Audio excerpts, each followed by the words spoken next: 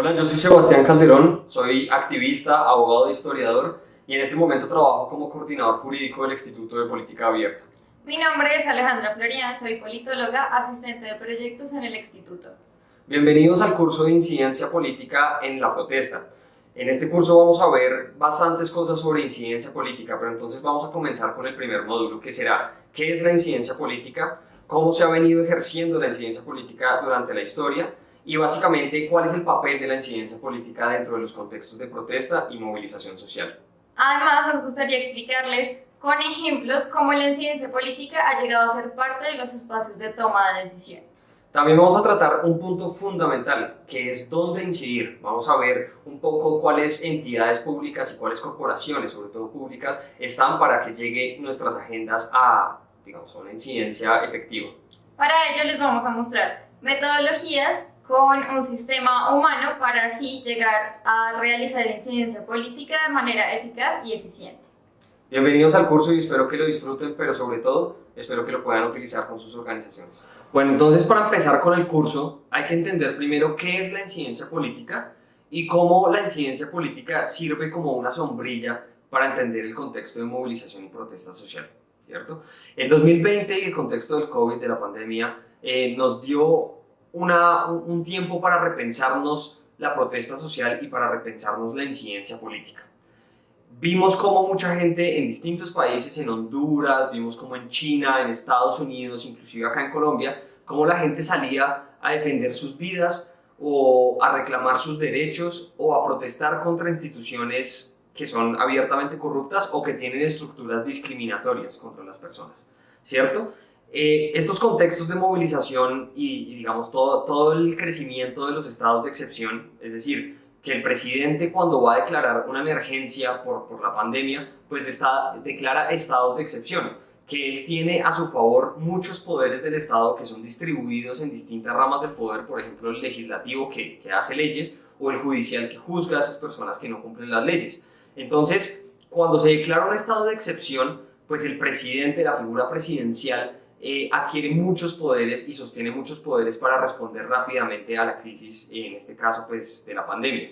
Pero entonces con esa crecida de los estados de excepción, la protesta social que ya venía siendo, digamos, estigmatizada, sobre todo acá en Colombia, porque el que sale a protestar acá es un revoltoso o muchas veces es un guerrillero para muchas personas, entonces esos estados de excepción logran mermar mucho la protesta social porque avalan muchos abusos de fuerza policial, ¿cierto? Y eso lo pudimos ver con el 9S acá en Colombia, cuando veíamos que salían gente a la calle a protestar por sus vidas y a protestar por sus condiciones económicas y por sus condiciones de derechos, y eran reprimidos básicamente porque no debían salir, porque no tenían que tener, digamos, no debían aglomerarse.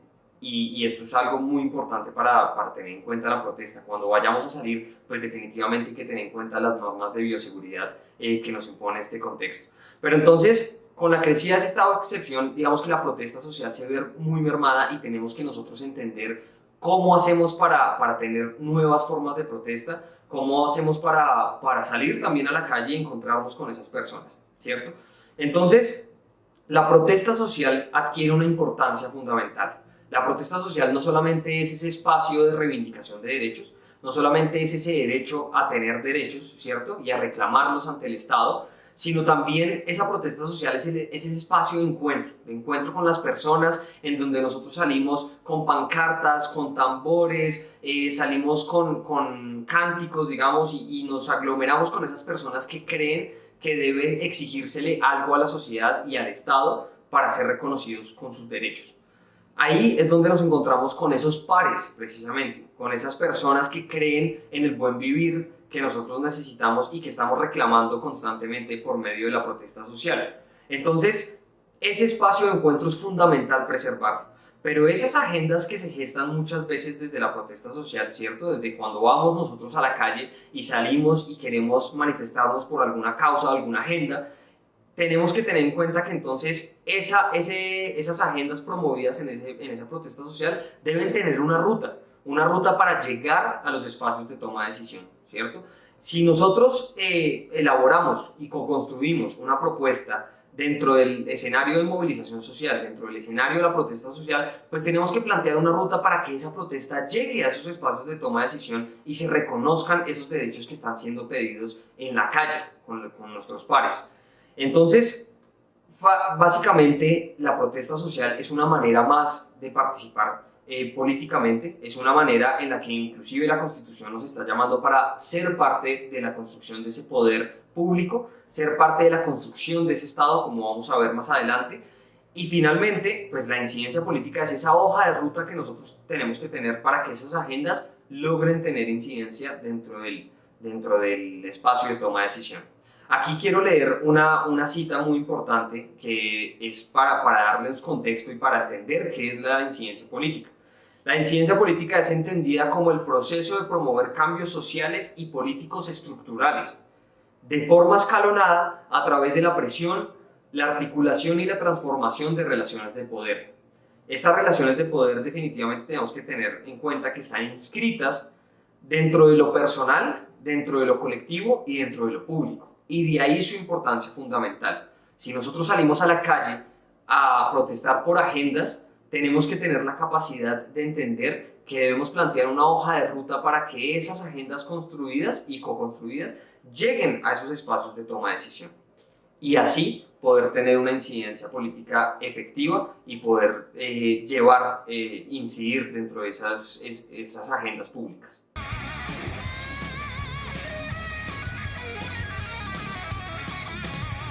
Bueno, una vez entendemos entonces qué es la incidencia política, vamos a revisar ahora cómo se ha venido dando la incidencia política a través del tiempo. Quizás con ejemplos históricos que, digamos, abordan otro tipo de problemas, puede darnos algunas ideas, este tipo de contextos puede darnos algunas ideas de cómo llevar a cabo la incidencia política que nosotros vamos a proyectar de aquí en adelante. Entonces, el primer ejemplo, digamos, y toda la acción colectiva moderna, casi que muchos autores coinciden en que se estructura por primera vez más o menos a finales del siglo XIX. En 1872, Thomas Clarkson y el Comité de Abolición de Esclavos, de la Trata de Esclavos en Gran Bretaña, se reúne para presentar peticiones, para hablarle a distintos sectores de la sociedad y para presentar todo un tipo de performances en la calle y, digamos, si lo queremos llamar así, como puestas en escena en la calle, para abolir la esclavitud en Inglaterra, ¿cierto? Y lo primero que hicieron fue reunir una cantidad de testimonios, convocaron reuniones públicas, reclutaron gente, entrenaron gente, hablaban con distintos sectores de la sociedad, con el sector de la iglesia, con el sector, digamos, de las personas que estaban llevando a cabo toda esa producción económica, y lo que querían hacer era abolir la esclavitud, pero definitivamente no lo iban a poder hacer solamente diciendo, mire que los esclavos pues son sujetos de derecho y son personas que deberían merecer un trato igual al que nosotros estamos dados y al que nos dan finalmente cuando nosotros nacemos, ¿cierto? Que es ser un sujeto de derechos. Para ese momento, entonces, ¿cómo iban a convencer a la gente? Utilizaban distintos argumentos, distintas cosas para cada tipo de sector con el que dialogaban, ¿cierto? Definitivamente, el argumento principal era que eran personas también y que debían ser tratadas como personas, es decir, tenían que ser sujetos de derechos. Pero también habían otros sectores que eran mucho más difíciles de convencer con este tipo de argumentaciones. Entonces, ¿qué hacían? Entender un concepto que en la movilización es muy importante, que se llama conformidad condicional, ¿cierto? Las reglas y el imaginario colectivo está estructurado sobre ciertas capas que todo el mundo acepta. Casi que todas las sociedades tienen capas de conocimientos y capas de conceptos y de procesos que entienden todos y que es natural para la sociedad porque así es como se va estructurando una sociedad. La conformidad condicional es entender cuáles son estas capas que estructuran el imaginario colectivo y cómo hacemos para trastocarlas, ¿cierto? Para darles vuelta, para hacer un jiu-jitsu intelectual, si se quiere. Entonces, ellos lo que hacían era, entonces iban y hablaban con las personas que estaban llevando a cabo la producción, que para esas personas, digamos, tener esclavos era fundamental. Y lo que hacían era convencerlos de que inclusive tener esclavos era más caro que si ellos pudieran pagarles a personas para que hicieran sus trabajos. Esto, digamos, en la teoría, y hay que decirlo, en la teoría ha sido un poco, digamos, criticado toda esta aproximación a la acción no violenta, si se quiere, y a la movilización y a la acción colectiva moderna, porque a veces afirma que no se va a poder llevar a cabo cambios estructurales si uno se aproxima con distintos argumentos a distintos sectores de la sociedad para ser apoyados, como por ejemplo en este. En este caso, pues las personas que movían la economía en ese momento quizás nos iban a convencer de que esas personas, los esclavos en ese momento, debían ser sujetos de derecho. Si nos iban a convencer de pronto con un argumento económico que era sostener a esclavos era mucho más caro que pagarle a personas para que hicieran ese mismo trabajo. Entonces, digamos que lo que en la teoría ha sido criticado esto, pero así ha sido como se ha venido estructurando la acción colectiva, y lo que uno tiene que hacer es entender estas críticas y tratar de abordarlas y no cometer quizás esos mismos errores dentro de la incidencia política que uno vaya a plantear a futuro. Pero entonces ellos en 1872 precisamente presentaron 519 peticiones al Parlamento. Y así lograron ir convenciendo a mucha gente, a sectores de la población, pero también teniendo incidencia. Cada vez más iban recolectando firmas, iban recolectando peticiones y iban llegando cada vez más a los espacios de toma de decisión dentro de Gran Bretaña, ¿cierto? Y aquí es donde uno entiende que las estrategias de incidencia política pues tienen muchas rutas, pero una de ellas, y algo fundamental que hay que entender, es que debemos tratar de hablarles y debemos tratar de dialogar de tú a tú con personas dentro de la sociedad. O sea, una estrategia de incidencia política se va a nutrir cuando cada vez más podamos llegarle a otros sectores de la sociedad que en un principio no apoyaban nuestra causa y que se están convenciendo de esa causa, ¿cierto? Y ese es el primer ejemplo, pero ejemplos hay muchísimos. Gandhi, por ejemplo, con el Raj británico, pues lleva a cabo toda esta marcha en la que le dice a todas las personas que lo están acompañando que hagan un boicot económico y que dejen de comprar productos y sobre todo textiles británicos, ¿cierto? Y así es como después en la India se logra toda esta, digamos, todo este movimiento de independencia y toda la fuerza que tiene Gandhi.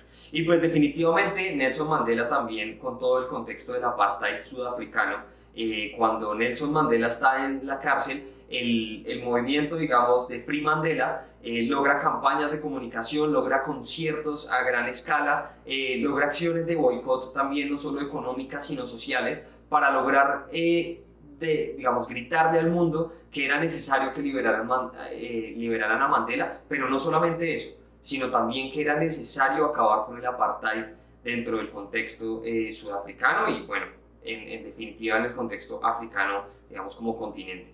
Entonces, aquí es donde vemos que la historia de la incidencia política nos ha demostrado que las acciones no violentas y toda esta teoría de la acción no violenta, recoger todas esas prácticas y todas esas estrategias de la acción no violenta, pues nos lleva a promover cambios estructurales y nos lleva a promover cambios que son efectivos.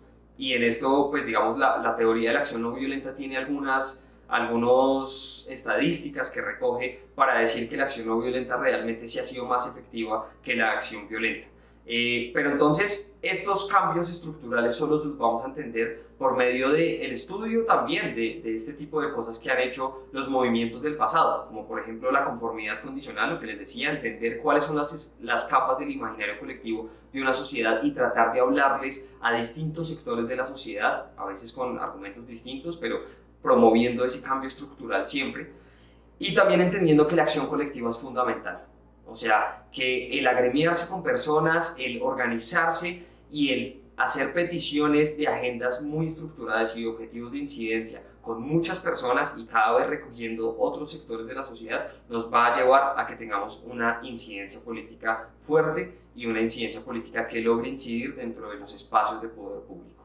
Para entender un poco más cómo se estructura la acción colectiva y cómo esta nos lleva a tener una estrategia de incidencia política, les vamos a dejar un video muy breve de una charla TED que da Derek Sivers que se llama How to Start a Movement, es decir, cómo se construye un movimiento.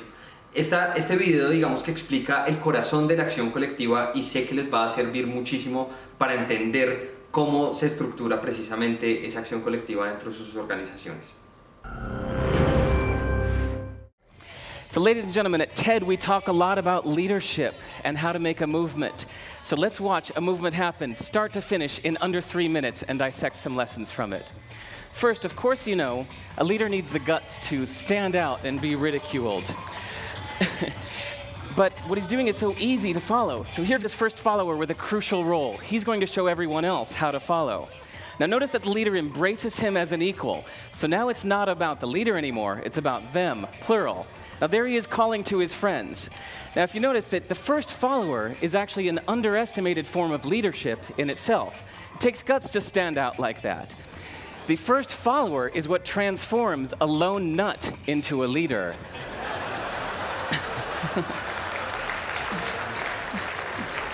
And here comes a second follower. Now it's not a lone nut, it's not two nuts, 3 is a crowd, and a crowd is news. So a movement must be public. It's important to show not just the leader, but the followers, because you find that new followers emulate the followers, not the leader. Now here come 2 more people, and immediately after, 3 more people. Now we've got momentum. This is the tipping point. Now we've got a movement. So notice that as more people join in, it's less risky. So those that were sitting on the fence before now have no reason not to. They won't stand out, they won't be ridiculed, but they will be part of the in crowd if they hurry. So over the next minute, you'll see all of the those that prefer to stick with the crowd, because eventually they would be ridiculed for not joining in. And that's how you make a movement. But let's recap some lessons from this. So first, if you are the type, like the shirtless dancing guy, that is standing alone, remember the importance of nurturing your first few followers as equals. So it's clearly about the movement, not you. Okay, but we might have missed the real lesson here. The biggest lesson, if you noticed, did you catch it? Is that leadership is over-glorified. That yes, it was the shirtless guy was first, and he'll get all the credit, but it was really the first follower that transformed the lone nut into a leader.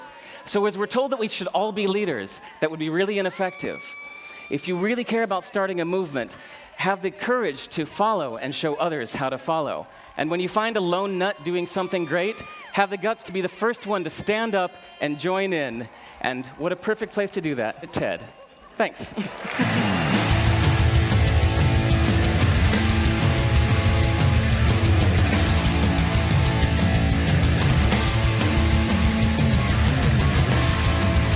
Como les venía diciendo Sebastián, ya tenemos qué es la incidencia política y cuáles estrategias tenemos para llegar a espacios de toma de decisión.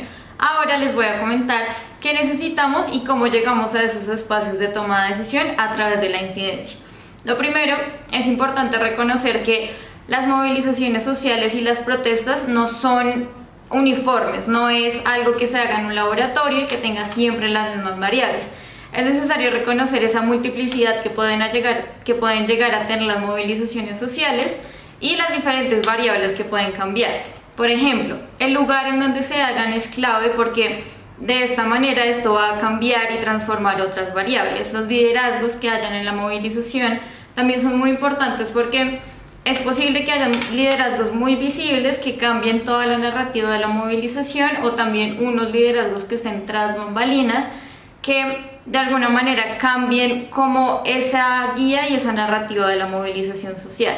Además, el lugar, digamos, en el panorama de tiempo en el que se haga la movilización, si está cercano a elecciones o está pasando algo con el Congreso, está pasando algo con el Senado, a las distintas instituciones políticas, también es clave.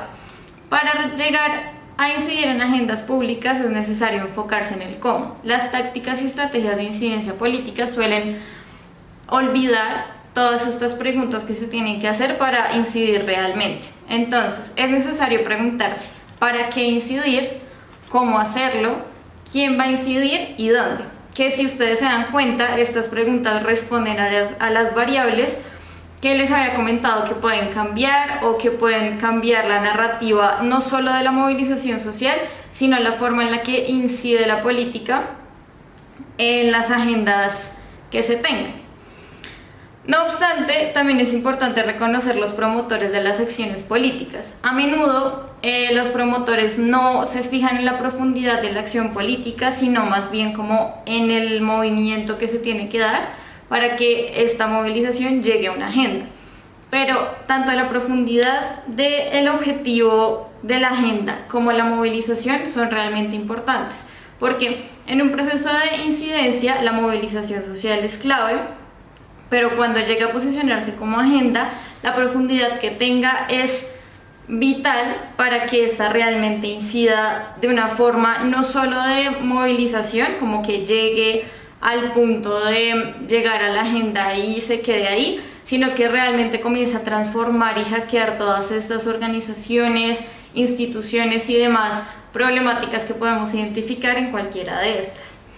Es necesario que las tácticas desplegadas enfoquen su objetivo en generar masa crítica. Una movilización social suele ser muy intensa, suele tener muchas emociones y por eso tener muchos adeptos. Sin embargo, la masa crítica que se genera después de esta movilización es lo que realmente hace la incidencia. Entonces, tener un objetivo claro, tener una conciencia de lo que se quiere posicionar en la agenda, una profundidad de objetivos, tácticas y estrategias, y una masa crítica en todo este recorrido de todos estos pasos es importante para realmente reconocer que la masa crítica que se va a generar va a lograr que la agenda se posicione de forma organizada, efectiva y eficiente. A mi parecer es necesario recurrir a Sharp, que habla de 198 métodos de incidencia no violenta. Él tiene ejemplos muy precisos como métodos de propuesta y persuasión, no cooperación social, boicot o huelga económica, cooperación política e intervención no violenta. Entonces, como podemos ver, hay distintos caminos para lograr una incidencia en las agendas. Entonces, posicionar una agenda no se trata solo de generar una movilización social, sino también con esta movilización generar una conciencia, masa crítica y también el reconocimiento de importancia de que esa agenda se posicione en diferentes instituciones para así realmente lograr un cambio o una transformación ideal. Listo, hasta aquí ya sabemos que la incidencia política es fundamental para hacer transformaciones en la democracia contemporánea.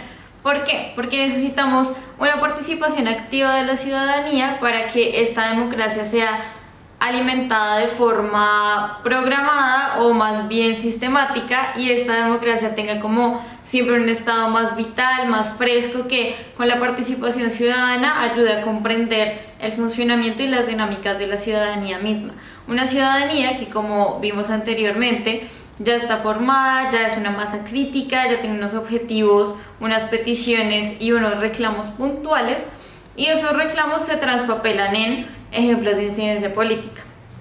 Si hablamos de ejemplos de incidencia, podemos tener una diversidad muy amplia, porque la incidencia política es todo aquello que puede comenzar siendo una debilidad, una discusión, una petición, y peticiones hay muchísimas, ¿cierto? Entonces aquí vamos a tener qué tipos de incidencia se puede lograr y ejemplos de la misma. Entonces, primero, los tipos de incidencia que tenemos, o herramientas más bien para lograrlo, son litigio estratégico, tenemos movilizaciones masivas que se dan mucho, una herramienta llamada diálogos multiactor, que es clave para encontrar diferentes perspectivas y posiciones en una misma problemática o situación, alianzas políticas que se dan mucho más en la escena de lo público, pero también pueden ser parte de la sociedad misma y la ciudadanía aportando a esta política que suele ser muy acartonada, pero la idea es entrar y hackearla.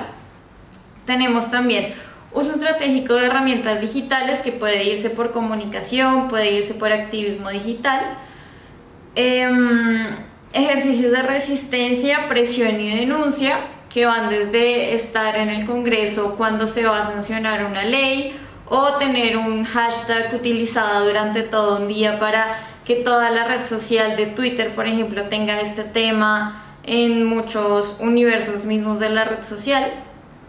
Tenemos niveles territoriales de incidencia política, entonces allí la forma de abordar los problemas públicos cambia sin duda, porque la manera de ver los problemas es diferente. Entonces, estas perspectivas que se pueden tener en un territorio u otro son otra estrategia que podemos utilizar y así aplicar una herramienta como la movilización masiva o irnos por un litigio estratégico. Eso depende más como de esta versatilidad que tiene el sistema límbico, que les vamos a hablar más adelante, de ver el contexto de las cosas y ver cómo incidir en una esfera o en un escenario que tiene unas variables muy diferentes y muy particulares. Ex Tutor llega a ser una suerte de compendio de ejemplos comenzando por las movilizaciones post plebiscito por la paz. Estas movilizaciones utilizaron una estrategia de presión y movilización social masiva que se da durante marchas o durante campamentos que se hicieron en un lugar esencial de Bogotá como la plaza, y también utilizó una estrategia de comunicaciones que estuvo, digamos que, muy dicotómica. Por un lado, pues él no tuvo una estrategia de comunicaciones muy fuerte, él sí, por supuesto, también la tuvo, y utilizaron esta misma estrategia como para tener esas dos perspectivas o bandos. Eso es como un ejemplo. Otro ejemplo que tenemos es emergencia ambiental ya. Esta es una suerte de categoría que se da en la protección de los derechos de la naturaleza. Entonces tenemos, por ejemplo, Greenpeace, que es una organización que defiende causas ambientales. Tenemos la Veeduría por la Protección de la Reserva Thomas van der Hamen, entre otras, que utilizando diferentes estrategias como las mencionadas anteriormente, utilizan, por ejemplo, el litigio estratégico para defender una reserva, para defender una zona, para que no deforesten un territorio de Colombia. Otra categoría que podemos tener es mujeres en la lucha. Por ejemplo, en Colombia tenemos la sentencia de aborto y otra es la menstruación libre de impuestos. En estas se defienden derechos que se enfocan principalmente en la mujer, y una es hacer el aborto parte de la salud pública para que así no hayan más abortos clandestinos y que estos generen la muerte de muchas mujeres.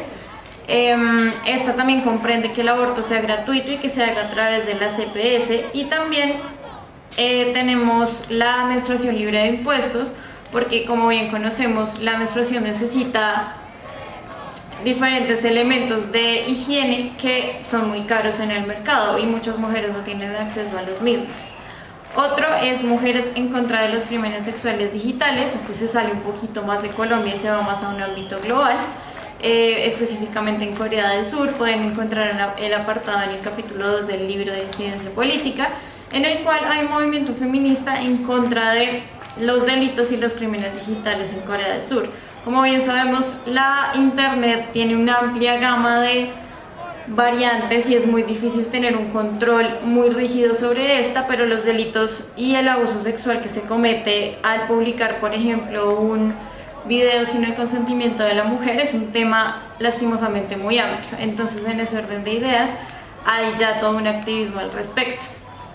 Para finalizar, tenemos también del metro a la nueva construcción. Es una movilización masiva que se da en Chile por una nueva constitución, y es un proceso constituyente que se va más por el lado del litigio.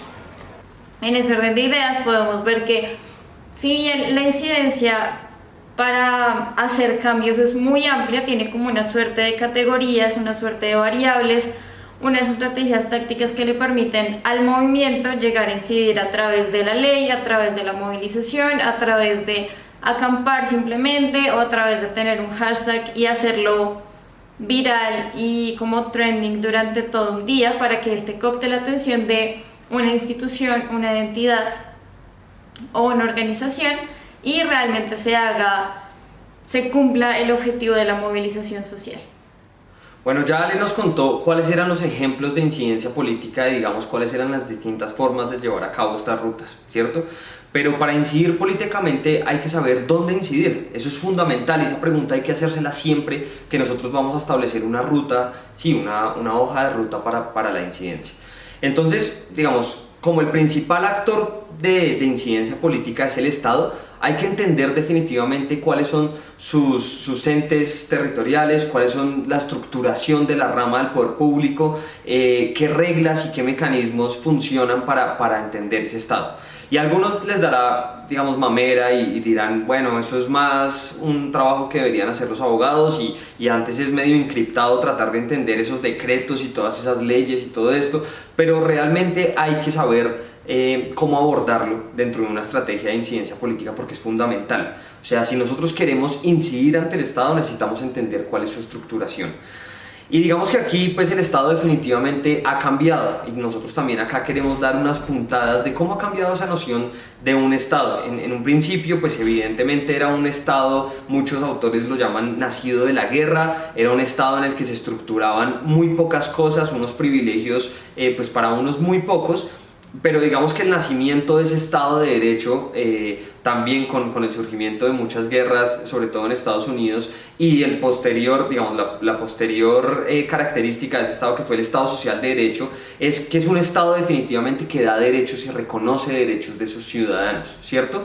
Y que es un Estado además que está llamando al ciudadano a estructurar el poder público en todo momento, es decir, a entender que la participación ciudadana dentro de las esferas del poder público pues es fundamental para estructurar todas las ramas del poder público, para que las ramas del poder público tengan un contrapeso, ¿cierto? O sea, no haya una sola persona, un solo presidente gobernando porque sí, sino que haya una serie de contrapesos que logran digamos que la democracia no se nos desequilibre y que el Estado social de derecho pues logre reconocer todas estas prerrogativas y estas libertades y derechos de los ciudadanos.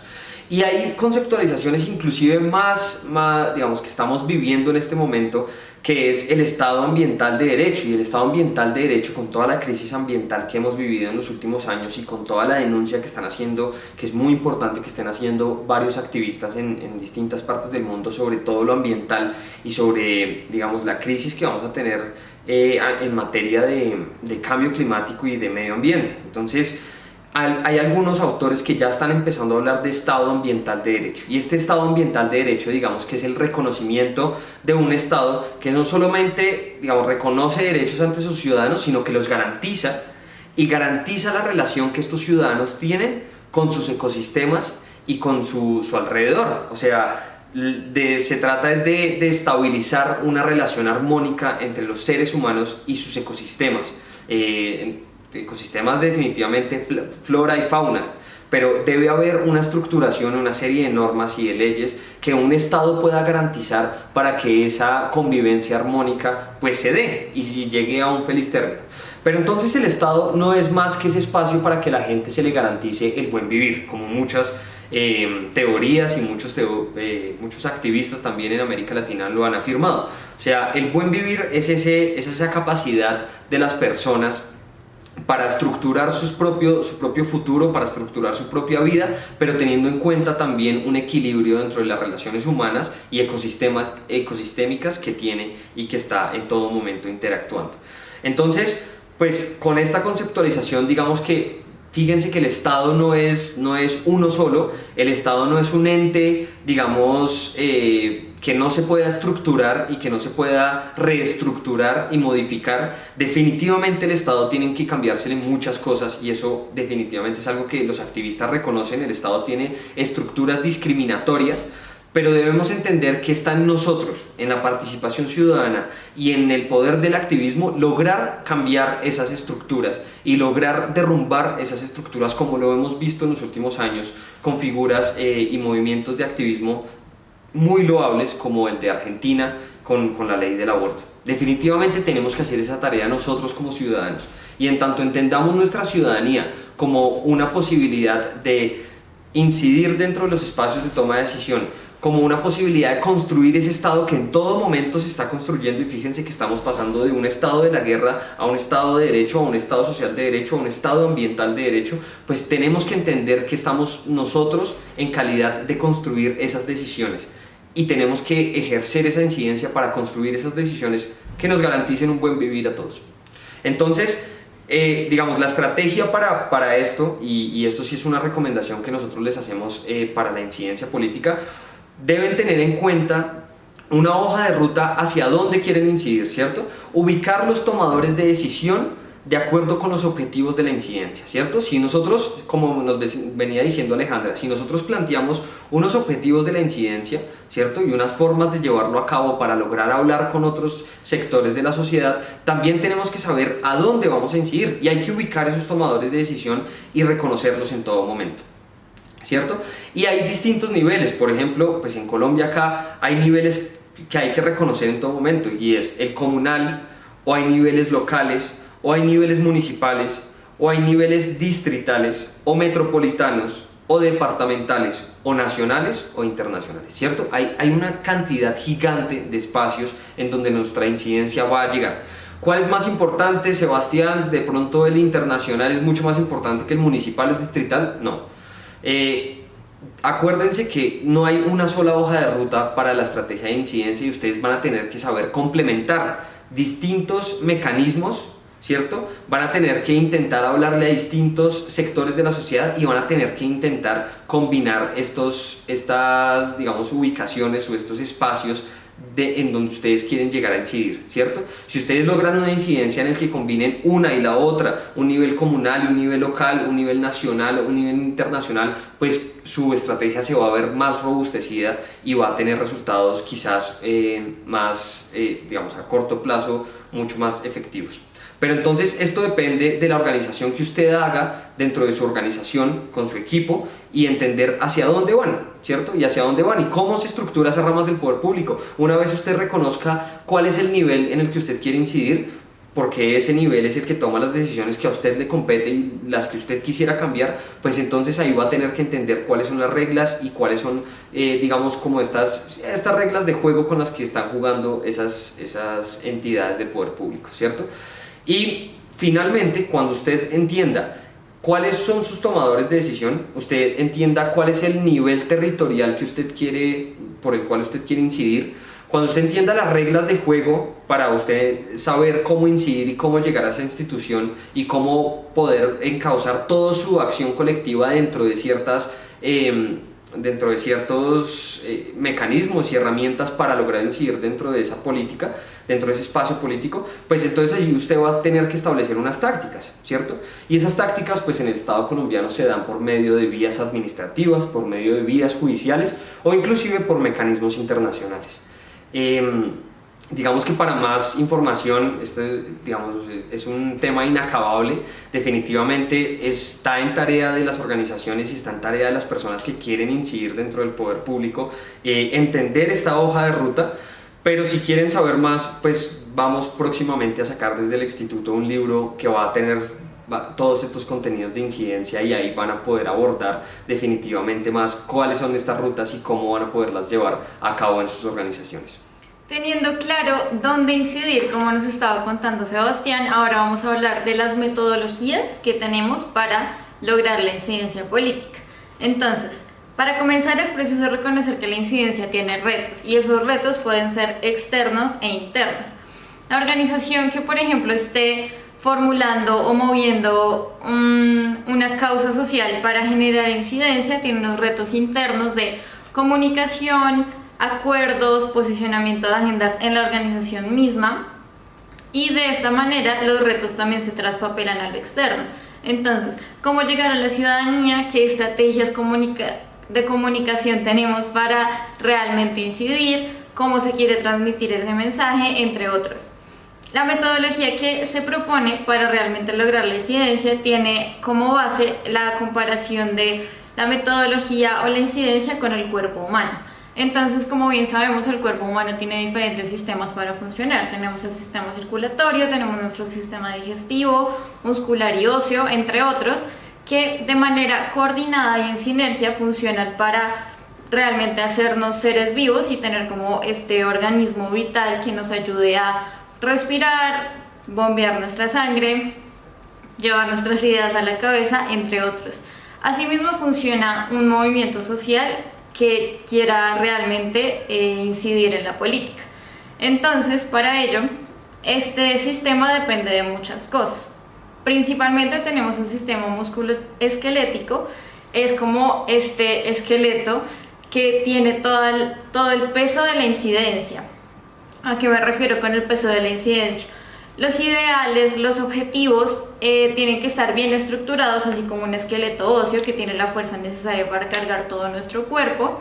Estos objetivos y estas agendas programáticas tienen que tener la fuerza necesaria para llegar a incidir y pues realmente hacer un proceso organizado y coordinado de incidencia política y movilización social. Tenemos también las articulaciones, cartílagos, tendones, todo esto que ayuda a que si bien el sistema óseo, es decir, nuestros objetivos de movilización son muy fuertes, necesitamos también una suerte de tendón o una suerte de articulación que mueva y permita no hacer los objetivos maleables, porque la idea siempre es conservarlos, pero sí ser lo suficientemente estratégico como una articulación para saber hacia dónde movernos con estos objetivos claros. Posteriormente tenemos un sistema digestivo, que es aquel que reconoce qué tantos recursos tenemos y qué recursos tiene la organización de forma interna y externa. En ese orden de ideas, un cuerpo, por ejemplo, si el sistema digestivo recibe muchos recursos, va a tener un funcionamiento más lento. Asimismo pasa con una movilización que quiera llegar a la incidencia. Entonces, la cooptación de recursos y el uso de los mismos es necesario que se haga de forma organizada, que se haga en la medida en que pueda gestionar los mismos, porque muchos recursos probablemente pongan el sistema lento, pero si se tienen los recursos necesarios para accionar de forma organizada y estratégica, va a ser un sistema efectivo y va a correr de buena manera, por así decirlo. Posteriormente tenemos el sistema límbico, que en esta traspapelación significa saber reconocer los contextos, saber reconocer el espacio, reconocer cuáles estrategias podemos utilizar en un momento dado de la movilización, cuáles no, ser lo suficientemente versátil como para tener unos recursos para ejecutar la movilización y así llegar a la incidencia, y que esta lectura del contexto sea lo suficientemente prudente y se sepa mover muy bien entre los actores que tenemos, la sociedad civil, la ciudadanía, cómo esta comunicación entre todas estas variables que se tienen en una movilización social cooperen y se unan de forma que no necesariamente tienen que tener todos el mismo ideal, pero sí el movimiento tiene que ser lo suficientemente maleable y versátil para tener los adeptos necesarios y llegar a incidir. Y posteriormente tenemos el sistema circulatorio, es decir, un corazón que, como sabemos, es de los órganos más importantes en el organismo, que tiene la función de bombear la sangre, pero no solo es bombear la sangre, sino bombear los ideales, bombear los acuerdos, bombear las agendas que se tienen en este movimiento para que todo siga circulando. Entonces, en la medida en que el corazón, es decir, el objetivo del movimiento social, tenga claro qué necesita, cómo lo va a lograr y para qué lo quiere, es esencial para que este movimiento logre la incidencia política y así posicionar agendas y tener una protección de, por ejemplo, derechos humanos. Hasta aquí nuestro curso de incidencia política en la protesta. Muchísimas gracias por llegar hasta acá. Queremos agradecerle especialmente al proyecto de Boroló por invitarnos a ser parte de esto con otras organizaciones y representantes. Recuerden utilizar este curso en sus organizaciones. Mi nombre es Alejandra Florian. Y el mío es Sebastián Calderón. Si les interesa más información sobre este tipo de contenidos, no olviden consultar la página www.borolo.org y seguirnos en nuestras redes @instituto. Nos vemos en próximos cursos y en próximos espacios de movilización.